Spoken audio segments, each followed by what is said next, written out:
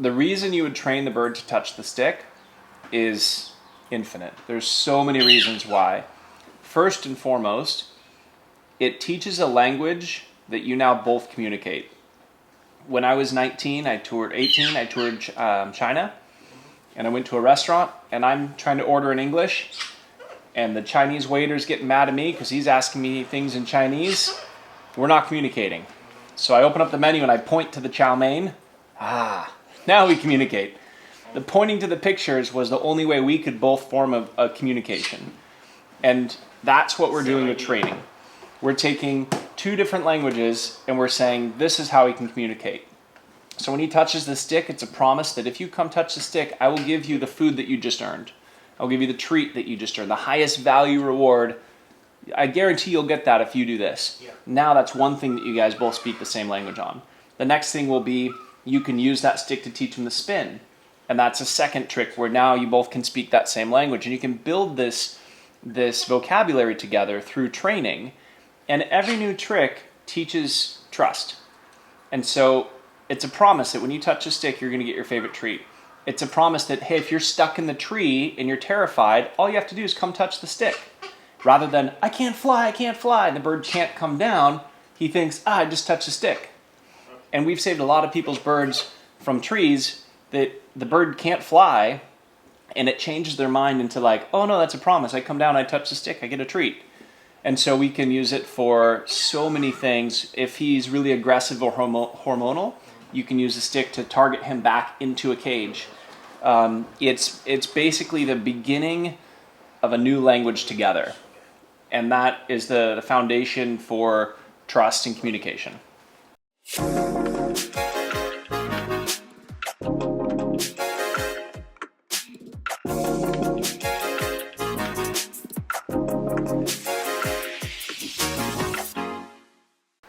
So you want to end the session on your terms, but you also want to end it before he quits. Okay.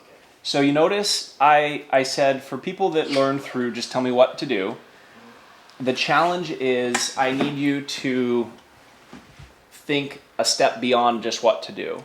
So when I say just plan your next 5 repetitions and make them perfect, that's your goal, but you notice we got 4.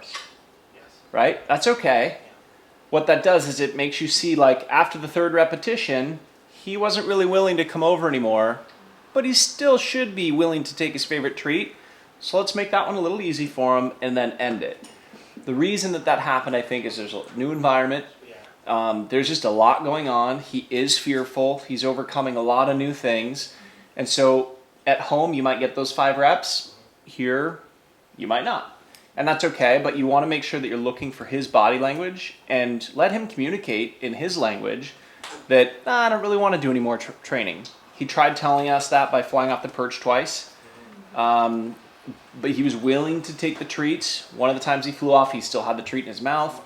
So he was definitely telling us in his language he didn't want to be there anymore, which means that we need to listen to that and respect it, and through that we'll build trust. So he doesn't think every time he comes out, you're going to force him to do 20 repetitions because that's way down the road. He's not there yet. I'll wear a bag over my head. So every time you step up and give a treat? For now. For now. And even at home, like for the beginning, you give him like treat. Yeah. So anything you want to see more of, yeah, you'll give a treat for. So like that, if you put your arm on this side. Yeah. Come on. Oh. Come about halfway down on the stick. So previously. Like that. Yeah, exactly. Yeah, if you can video. So 1 sec there. Okay, and I'll click for you. So since we changed the dynamic of half the stick, yeah, go ahead and get halfway across. I'll click. Finish the circle for the treat. Okay, so let's touch in the half circle. Yeah. Right. So get halfway. Mm-hmm. And we'll get the target. Yep. And follow through. Good. Perfect. You see what I'm saying? It's like when you're doing Okay, so go ahead and back off. We just allowed a failure. This is really important. So sometimes birds will learn better through allowed failure. Right. Just like with people, if everything's always perfect, or like you get a trophy for just showing up, You don't know why what's are you going to wrong. try to get first place, right? Yeah. It's the same kind of thing. Bondi. Right. Yes, yes, yes. All the way. Pause there. Perfect. So because he lost his opportunity, he's like, oh, Oh. What's going I on? have to work for that? And then he tried much harder that time, right? Yeah.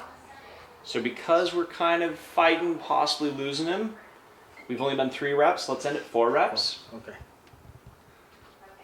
So the last one, right? I think so. Just wait on his body language. And there were a lot of distractions there too that we pushed through, so that's all helping to desensitize. Face wipe. All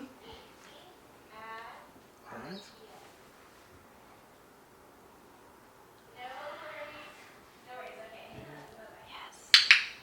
Great. That was awesome. I'll take the stick from you, so you're set up for success here.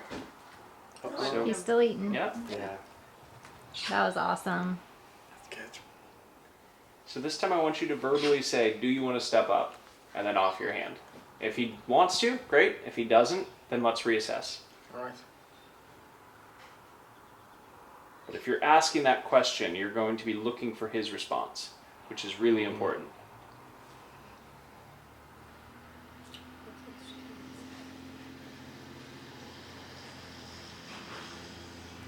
Do you want to step up?